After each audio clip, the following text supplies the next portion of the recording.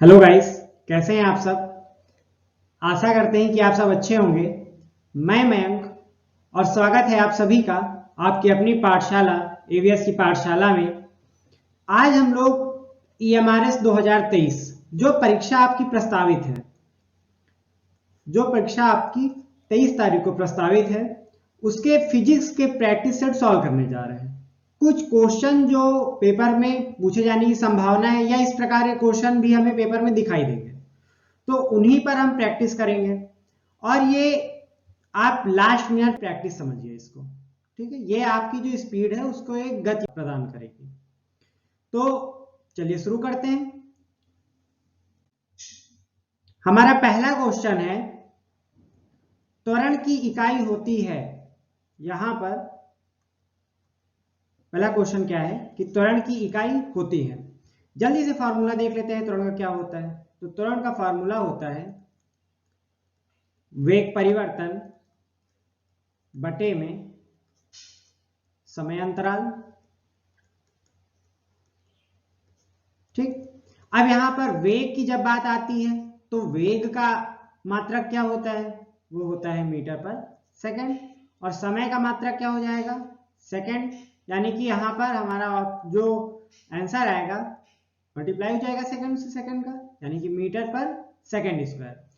अब अपने ऑप्शन देखते हैं। Option number A metre per second, यानी कि ये गलत है। Option number B metre per second square, ये सही है। चलिए बाकी ऑप्शन भी देख ही लेते हैं। Option number C metre second square, ये भी गलत है। Option number D metre per second square. यहां पर हमें ध्यान देना है, दो ऑप्शन यहां पर सेम दिख रहे हैं, लेकिन यहां पर ऑप्शन नंबर भी हम सही लगा सकते हैं। ये जो ऑप्शन है ये मिस्टेक से हो गया है, ठीक। यानी कि ऑप्शन नंबर बी हमारा क्या है, राइट आंसर है। चलिए बढ़ते हैं अगले क्वेश्चन पर। क्वेश्चन नंबर 2 है, 36 किलोमीटर पर आवर का समतुल्य गति है। यहां पर देखिए कह रहा है किलोमीटर पर आवर को मीटर पर सेकंड में जब हम कन्वर्ट करेंगे तो हमारा मान क्या होगा। एक मान आपको 36 दिया गया है। जब भी हम किलोमीटर पर आवर को मीटर पर सेकंड में कन्वर्ट करेंगे तो हमेशा मल्टीप्लाई हमको किससे करना होता है, 5/18 से। वैल्यू क्या दी है, 36 किलोमीटर पर आवर, यानी कि मल्टीप्लाई हम करेंगे 5/18 से। 18 से 36 को काटेंगे तो कितना हो जाएगा, 2। गुणे में क्या था, 5, यानी कि 10 मीटर पर सेकंड। ऑप्शन देखते हैं। ऑप्शन नंबर ए है 10 metre per second, option number B 20 metre per second, option number C 15 metre per second और option number D 5 metre per second. तो यहां पे जो हमारा ऑप्शन नंबर ए होगा वो क्या होगा, राइट आंसर होगा। ठीक है, समझ गए होंगे आप। किलोमीटर पर आवर को मीटर पर सेकंड में कन्वर्ट करने के लिए किससे गुणा किया जाता है, 5/18 से। तो हमारा आंसर किस में कन्वर्ट हो जाएगा, किलोमीटर पर आवर से मीटर पर सेकंड में, जो हमारी यूनिट होगी। याद रहेगा ना आपको। चलिए बढ़ते हैं अगले क्वेश्चन पर। इसको आप नोट भी कर लीजिए। अगर जो पढ़ा है कोई बात नहीं है, जिसने नहीं पढ़ा है वो इसे नोट कर लेगा। क्वेश्चन नंबर 3 है, गति का एसआई मात्रक है। गति का एसआई मात्रक यहां पे पूछ रहा है। अपने ऑप्शन देखते हैं। ऑप्शन नंबर ए है metre per second, option number C है मीटर, ऑप्शन नंबर डी है सेकंड और ऑप्शन नंबर यहां पर देखिए आप, ये हो गया आपका बी, ये हो गया आपका सी और ये हो गया आपका डी। चलिए ये आपका जो बी था ये क्या है, मीटर है। डी जो आपका सी था वो सेकंड है और ऑप्शन नंबर डी था मीटर पर सेकंड। तो यहां पर गति का एसआई मात्रक पूछ रहा है, तो गति का एसआई मात्रक जो होता है वो आपका होता है मीटर पर सेकंड, यानी कि ऑप्शन नंबर ए जो है वो हमारा राइट आंसर होगा। समझ गए आप, गति का एसआई मात्रक क्या है, मीटर पर सेकंड। चलिए बढ़ते हैं अगले क्वेश्चन पर। ओडोमीटर से हम क्या मापते हैं, ओडोमीटर से हम क्या मापते हैं। ऑप्शन देखते हैं। ऑप्शन नंबर ए चाल, ऑप्शन नंबर बी दूरी, ऑप्शन नंबर सी बल और ऑप्शन नंबर डी समय। तो जब ओडोमीटर की बात आती है तो ओडोमीटर से दूरी का मापन किया जाता है, ठीक है। ओडोमीटर से किसका मापन किया जाता है, दूरी का मापन किया जाता है, यानी कि ऑप्शन नंबर बी जो है वो हमारा राइट आंसर है। समझ गए। अब यहां पर मुझे ये भी बता दीजिए कि चाल का मापन किससे करते हैं। तो चाल का मापन हम करते हैं स्पीडोमीटर से, ठीक है। चाल का मापन हम किससे करते हैं? स्पीडोमीटर से। याद रहेगा ना आपको? चलिए बढ़ते हैं अगले क्वेश्चन पर। क्वेश्चन नंबर 5 है, किसी गतिशील वस्तु में ब्रेक लगाने से उसके त्वरण में परिवर्तन होता है। अगर कोई वस्तु गतिशील अवस्था में है और उसमें ब्रेक लगाया जा रहा है तो उसके त्वरण में क्या परिवर्तन होगा, यह हमें बताना है। अब यहाँ पे परिवर्तन जो हो रहा है वो ऑप्शन में आपको दिया गया है। ऑप्शन देख लेते हैं। ऑप्शन नंबर ए है 0, ऑप्शन नंबर बी धनात्मक, सी ऋणात्मक, ऑप्शन नंबर डी इनमें से कोई नहीं। तो यहां पे आप याद रखिए कि जब भी हमारा, इसको सही करते हैं,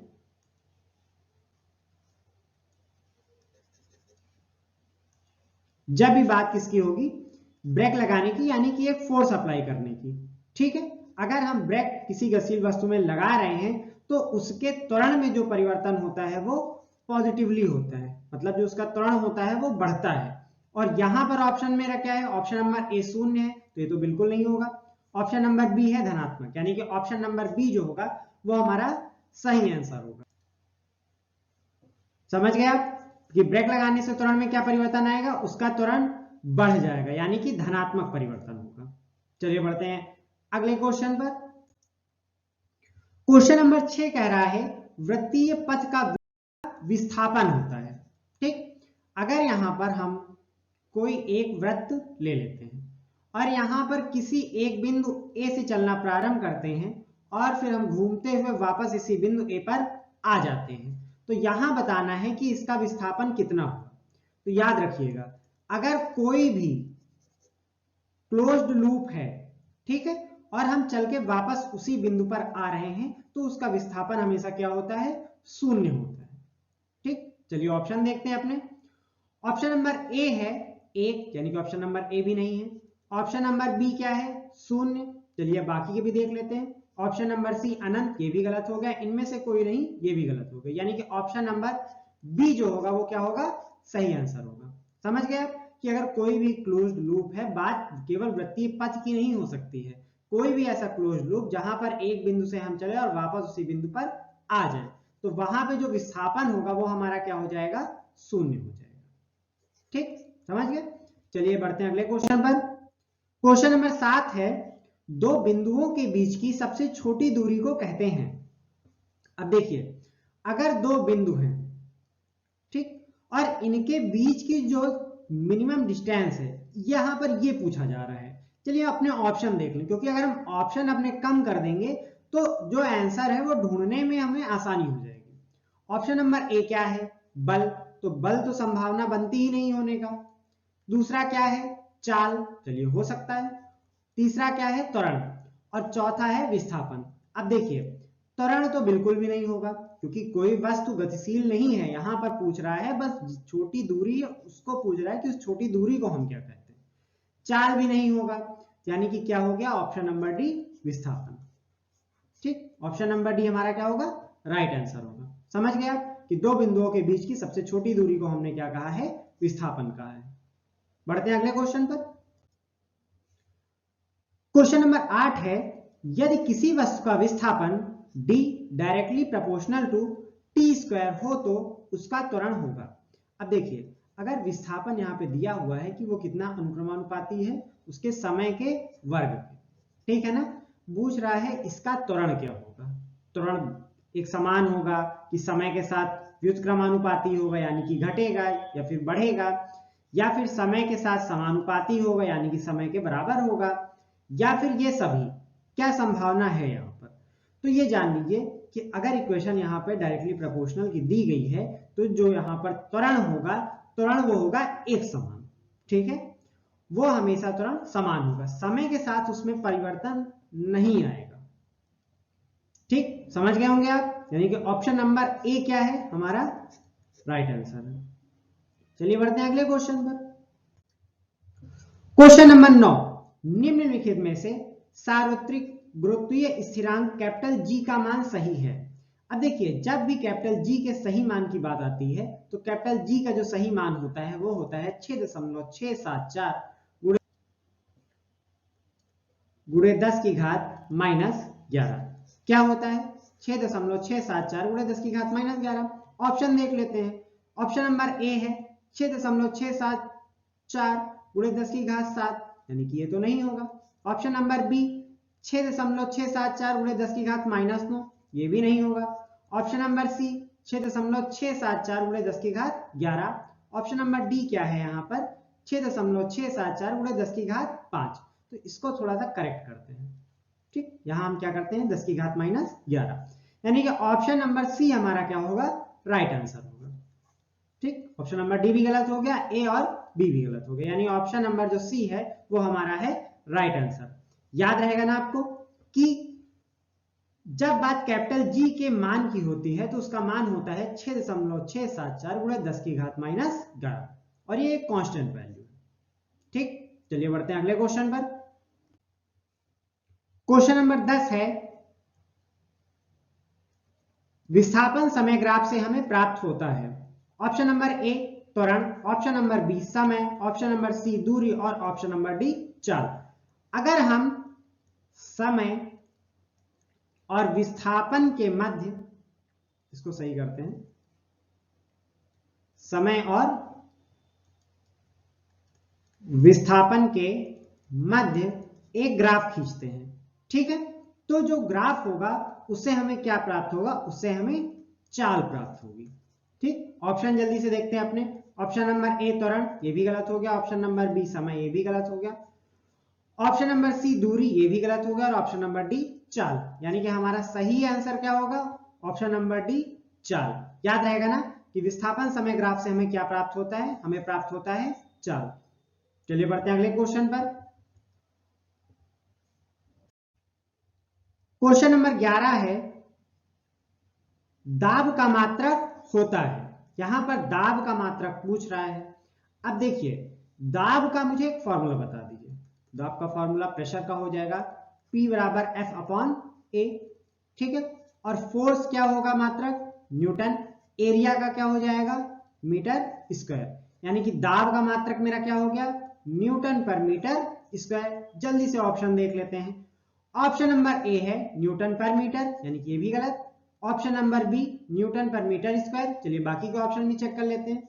ऑप्शन नंबर सी न्यूटन पर मीटर, ये भी गलत। ऑप्शन नंबर डी किलोग्राम पर मीटर स्क्वायर, यानी कि मेरा ऑप्शन क्या बचता है ऑप्शन नंबर बी, और यही मेरा क्या है सही आंसर है option number B.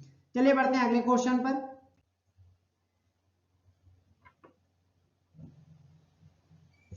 Question number 12 है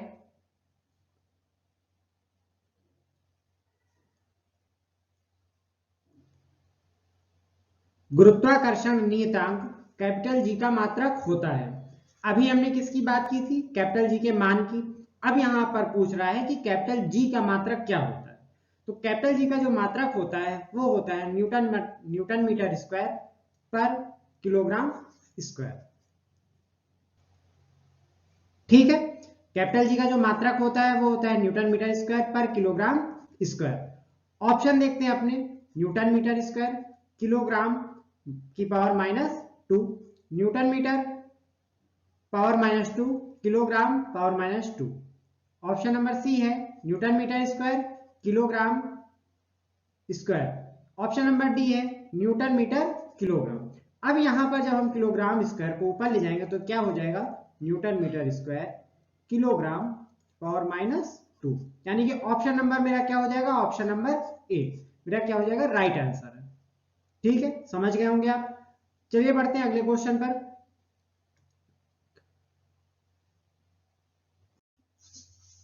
क्वेश्चन नंबर 13 है किसी व्यक्ति का द्रव्यमान 80 केजी है, उसका द्रव्यमान चंद्रमा पर कितना होगा। ठीक है, कह रहा है किसी व्यक्ति का जो द्रव्यमान है वो 80 किलोग्राम, उसका द्रव्यमान चंद्रमा पर कितना होगा।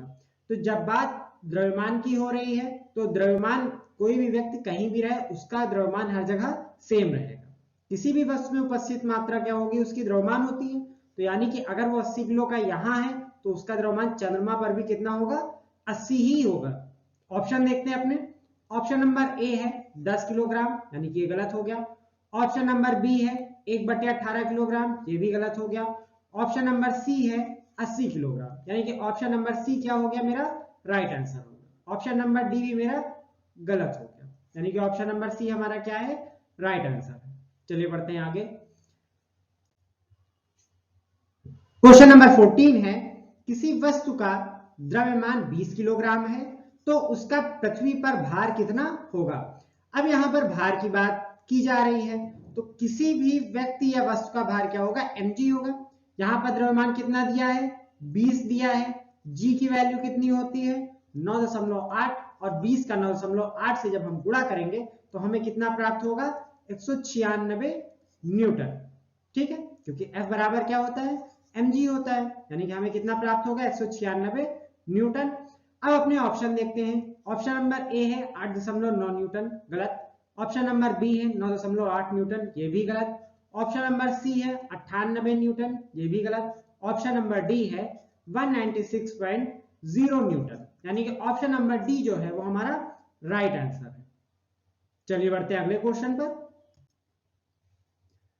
क्वेश्चन नंबर 15, चंद्रमा पर किसी वस्तु का भार पृथ्वी पर भार की तुलना में कितना होता है। ठीक है, ये हमें पता हो, नहीं पता है तो आप जान लीजिए कि अगर बात किसकी की जा रही है, किसी भी वस्तु के भार की, तो किसी भी वस्तु का भार पृथ्वी के भार की तुलना में चंद्रमा पर कितना होता है, 1/6वां भाग। कितना होता है, 1/6वां भाग। चलिए और जल्दी से अपने ऑप्शन देखते हैं। ऑप्शन नंबर ए है 1/6वां भाग। ऑप्शन नंबर बी है 6वां भाग। ऑप्शन नंबर सी है 6 गुना अधिक। ऑप्शन नंबर डी है कोई परिवर्तन नहीं। तो यहां पर बी, सी और डी तो हमारे गलत हो गए, यानी कि ऑप्शन नंबर ए हमारा क्या हो गया, राइट आंसर हो गया। क्वेश्चन आपने देख लिए होंगे। हमने 15 क्वेश्चन जल्दी जल्दी सॉल्व कर लिया। ठीक है, ये प्रैक्टिस है आपकी। प्रैक्टिस ये है कि क्वेश्चन जो हमें आते हैं, क्वेश्चन भले ही आसान लगे, लेकिन हम उन्हीं क्वेश्चन में गलती करके आते हैं जो हमें आया करते हैं। हमने 15 क्वेश्चन में प्रैक्टिस कर ली है, कुछ रिवीजन हो गया है, कुछ चीजें रिकॉल हो गई हैं जो हमने पढ़ी हुई थी। ठीक है, तो ऐसे ही वीडियोस के लिए जुड़े रहिए। एवीएस की पाठशाला, ये हमारा है फॉर टीचिंग एग्जाम। जो पहली बार है चैनल पर वो जल्दी से सब्सक्राइब कर देगा। लाइक तो उसने कर ही दिया होगा, अगर आपने नहीं किया है लाइक तो जल्दी से लाइक कर दीजिए, और शेयर तो जरूर कर दीजिए, क्योंकि एग्जाम में बहुत समय नहीं। अगर आपका कोई भी क्वेरी है आपकी, या फिर कोई सजेशन है, या कुछ भी आप पूछना चाहते हैं, तो आप कमेंट बॉक्स में शेयर कर सकते हैं। जो भी होगा, जो भी प्रॉब्लम आपकी होगी, उससे रिलेटेड जो भी सॉल्यूशन होगा वो आपको प्रोवाइड कराया जाए, और विद इन डेट के अंदर, कि एग्जाम से पहले आपका जो आपकी तैयारी को बेहतर रूप प्रदान कर सके। चलिए ठीक है, मिलते हैं अगले वीडियो में। Thank you.